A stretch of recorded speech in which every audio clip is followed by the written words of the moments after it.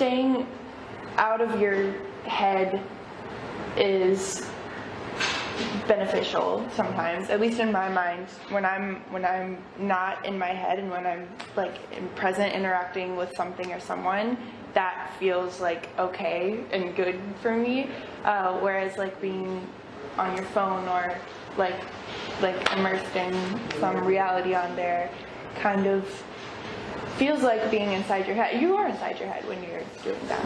That's how it makes sense for me. Yeah. The word Gen Z makes me think of Gen Z, which makes me think of young people / my generation. Biggest misconception about Gen Z is like maybe that we're zombies or like self-absorbed. I don't know. There's lots of perceptions. The internet, as we know, that is our I think our generation's meeting ground, and it is what has made us so distinct as far as like creating our own culture that's like really weird and like a mixing pot, even more so than like previous cultures that have come out of previous generations. My mind doesn't go to physical places as far as like where the kids are meeting up at, like TikTok. I haven't really shared much on the internet. That's the thing, like I've been a little scared of social media recently, or just taking a healthy break from it, but when I am active, ideally when I do become active again, I think I would like to post pictures that I take that like make me feel something, or like repost other people's work, and then like circulate important things that need to be circulated. I don't know, I gotta re-immerse myself and then relearn the do's and don'ts. The internet's important in a lot of ways because you may not have the sense of community or resources that like in your direct vicinity that you're able to reach within seconds on your phone, or like on social media, or like meet people or talk to people in the same way. And that can like change lives, change my life. I don't know, because also like I don't know everyone's age. I don't know like who's technically Gen Z and who's not.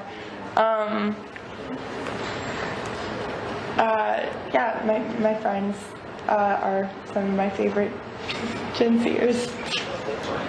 Grounding.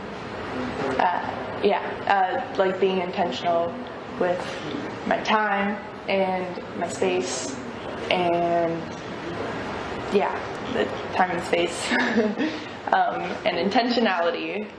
Those are what I'm thinking about right now for the new year. So great. Thanks, guys. Yay!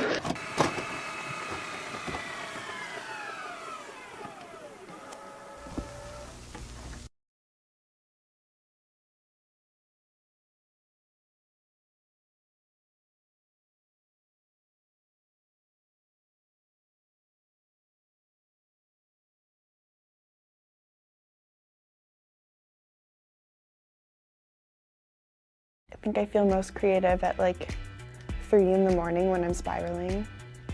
That's what happens at 3 in the morning. If you're in bed just thinking, spirals, that's what happens, right? So at first I kind of just got like 3 scenes, and I have like 2 pretty intense scenes in the first episode, and it was 2 of those scenes, and then another one about a taking pics tutorial. So although I joy in thee, I have no joy in this contract tonight. I don't know what that means. Too rash, too unadvised, too sudden, too like the lightning which doth cease to be. Ere one can say it lightens, sweet good night, this bud of love by summer's ripening breath may prove a beauteous flower when we next meet.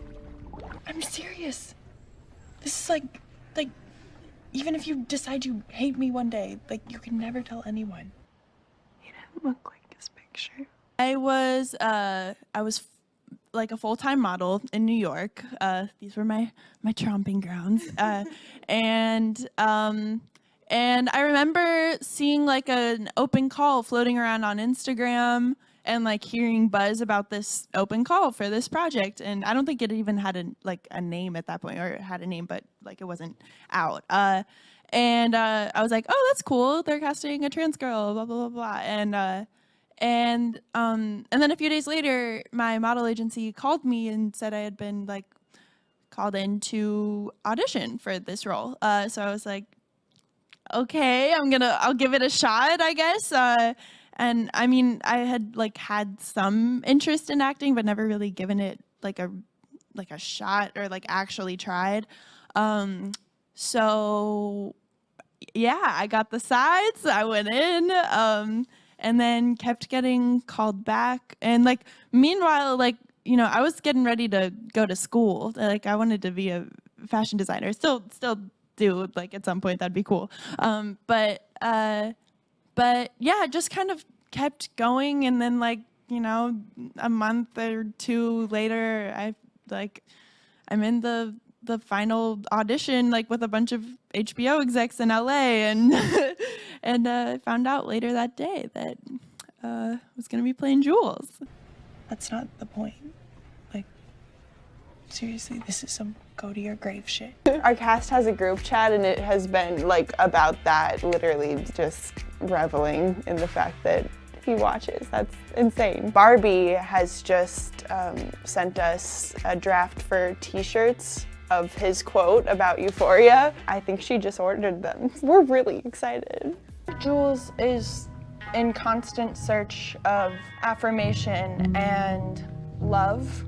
Jules being trans feminine and having this relationship to womanhood, seeing women in her life being treated a certain way by men, and a certain dynamic playing out in almost every interaction she's witnessed. I think it goes back to like something deep-rooted, like transitioning, wanting to be treated a certain way by a man in order to feel like a woman in this very binary vantage point. Swear to God, like, on your life that you will never tell anyone. I wish, but my dad wants to have like a capital F, capital D family dinner, which is weird because it's literally just me and him eating dinner together like every single night. What she's needed to accept about herself is already resolved, and now she's coming into this new portion of her life, or having to readdress things once again, and which is what we're seeing like right now in the series with her dealing with this sort of these messy hookups with men, and then ultimately finding something different and more wholesome with one of her best friends. And so that like imagery and sort of concept is really exciting for me to like think about being on TV and like going into people's homes.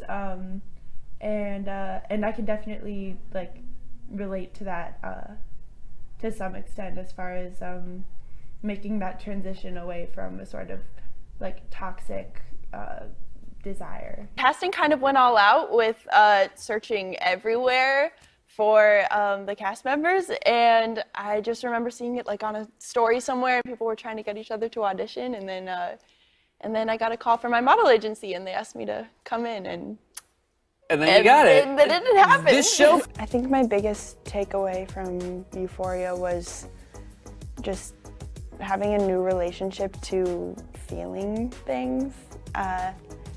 Just over the course of the season, you know, I had been kind of learning this craft that like is acting along the way, and like learning from my co-stars and like watching people do it, and it's changed my relationship to like letting myself feel emotions like completely, and And I don't know, I'm really like thankful for that because it's acted a lot like therapy in that way. How bad does it hurt? I love you, Rue. There's no fucking way I'm doing that. Literally, I didn't even notice. I don't want to have this conversation. Define a lot. Yeah. I don't know.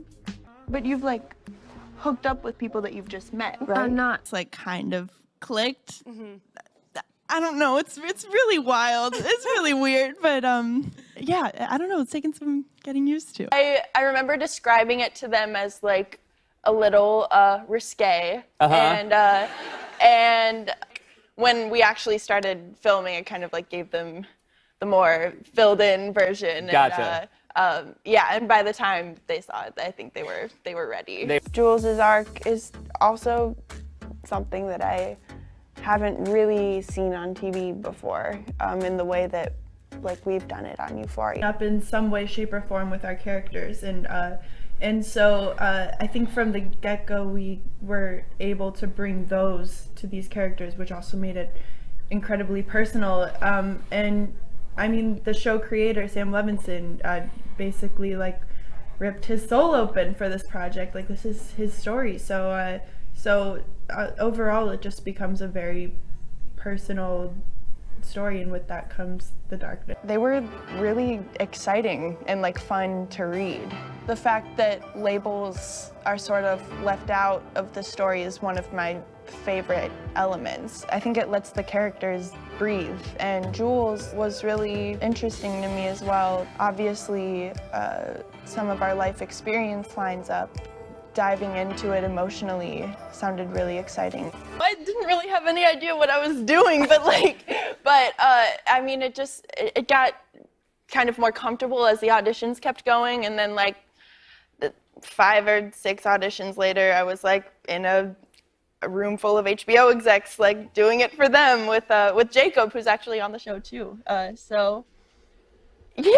Oh, well, congrats. It was really cool to witness a young trans girl realizing that she does not have to be attached to this certain route of receiving affirmation.